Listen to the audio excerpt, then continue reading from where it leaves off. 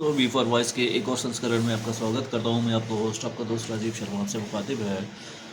हम भारतीयों में एक चीज़ बड़ी ज़्यादा प्रचलित है कि हम एक तो सबसे बड़ी बात ये है कि हम एक सनातन धर्म से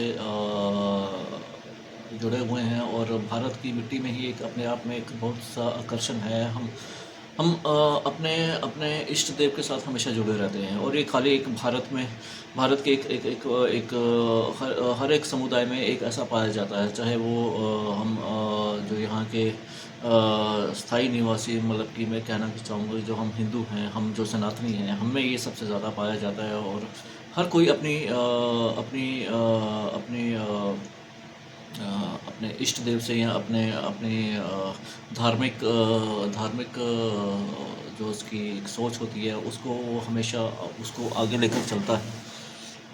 यहाँ पर भारत में हिंदू, मुस्लिम, सिख, ईसाई अनेक अनेक अनेक धर्मों के अनेक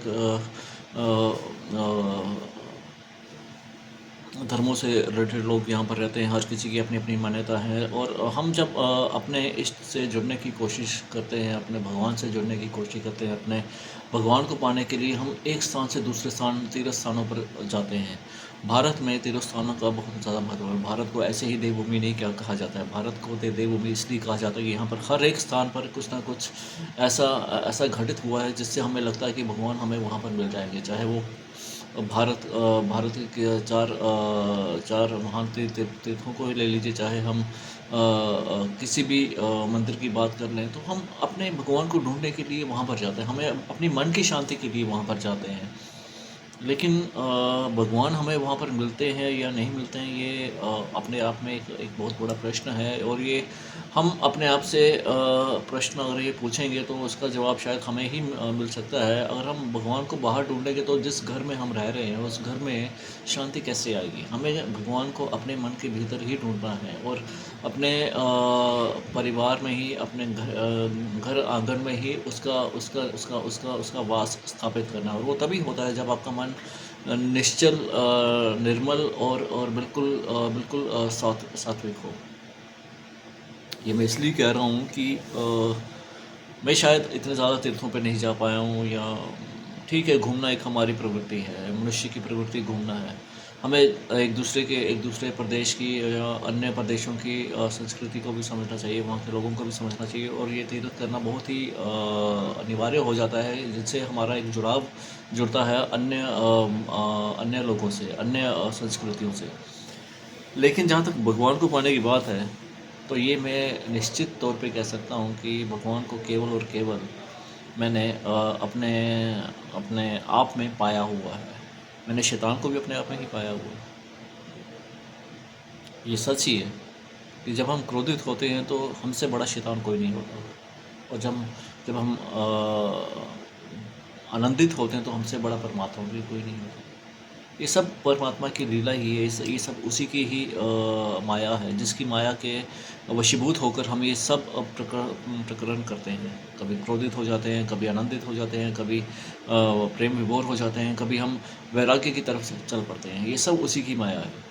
लेकिन ये सब माया वो हमारे साथ, हमारे स्थान पर, हमारे ही जगह पर बैठ के खेल रहा हो और अपने एक ही चक्र से हम सबको वो नियंत्रित कर रहा है। ये कहना कि भगवान के दर्शन मतलब कि आपको वहीं पर होंगे जहाँ पर एक बहुत बड़ा तीर्थ होगा, ये हो भी सकता है। लेकिन उस तीर्थ की महानता तब तक ही सार्थक रहती है जब तक वहाँ पर मनुष्य ने वहाँ पर प्रदूषण ना फैलाया हो।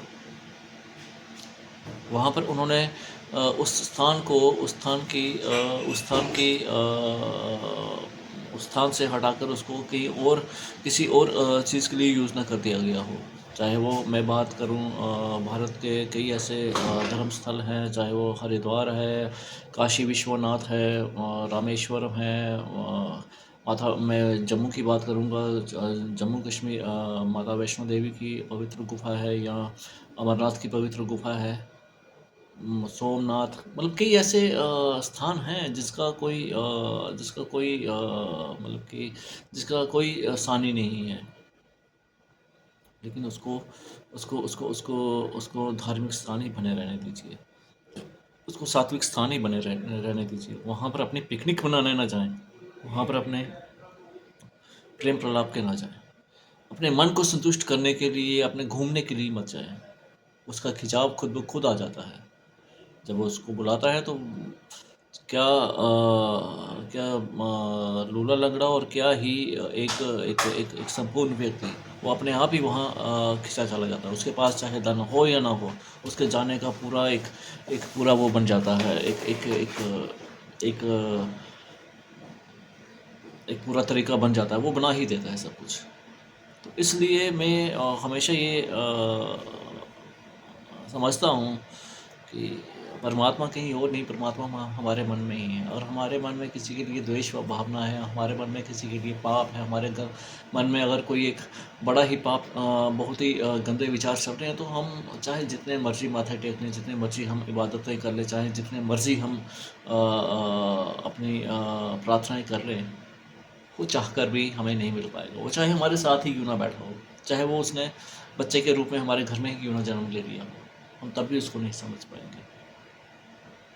इसलिए कहते हैं कि भगवान बच्चों में पाया जाता है। तो बच्चों का प्रेम एक निश्चल होता है, बच्चों का प्रेम एक निर्मल होता है। जैसे जैसे हम बड़े होते हैं तो हमारा प्रेम बिल्कुल धूमिल हो गया होता है, हमारे में द्वेष भावना बढ़ गई होती है।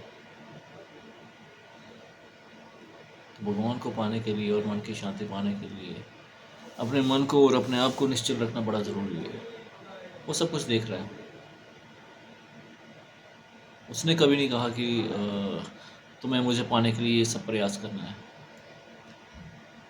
लेकिन हम फिर भी वो सब प्रयास करते हैं कि हमें वो मिल जाए, जबकि वो हमारे अंदर ही है।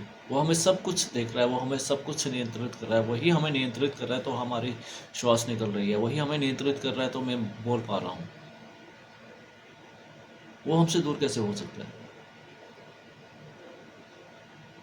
इसलिए अपना मन निश्चल रखें, अपना मन निर्मल रखें और द्वेष भावना से बाहर निकलें। द्वेष भावना जहाँ पर भी होगी, वहाँ पर परमात्मा तो क्या, आपका घर परिवार भी आपको नहीं, आपके साथ रह पाएगा। नमस्कार।